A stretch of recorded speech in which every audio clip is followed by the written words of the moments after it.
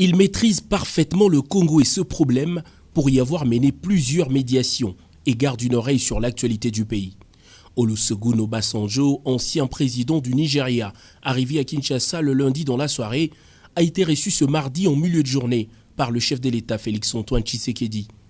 Pour près d'une heure d'échange, la situation sécuritaire avec l'épineuse question de l'agression rwandaise a été évoquée par les deux personnalités.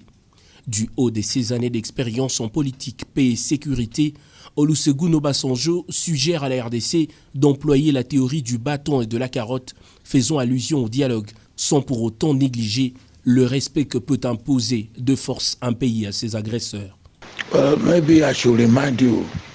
Il dit il ne doit pas vous rappeler qu'il y a près de 14 ans, le secrétaire général Ban Ki-moon l'avait désigné comme envoyé spécial pour la pacification de l'Est de la RDC. Et que si à l'époque on est arrivé à venir à bout de l'insécurité que nous avions à l'Est, il ne pense pas que la nature du problème a changé. Et donc il reste confiant que ici également en ce moment on peut arriver à la solution, et c'est certainement cette expérience qu'il a, cette connaissance des acteurs de la région, de la situation qu'il a, qui fait qu'on fasse appel à lui aujourd'hui et qu'il pense qu'on devrait venir à bout de ce problème.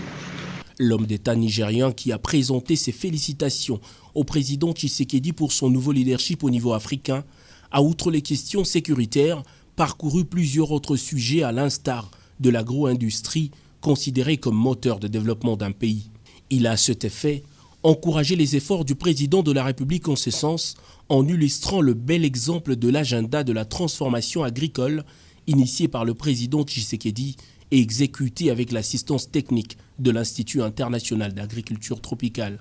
Après son entretien avec le chef de l'État, l'ancien président nigérien a poursuivi sa série d'échanges par un entretien avec le vice-premier ministre, ministre des Affaires étrangères Christophe Lutundula et l'homme politique congolais Vital Kamerhe, président de l'Union pour la nation congolaise.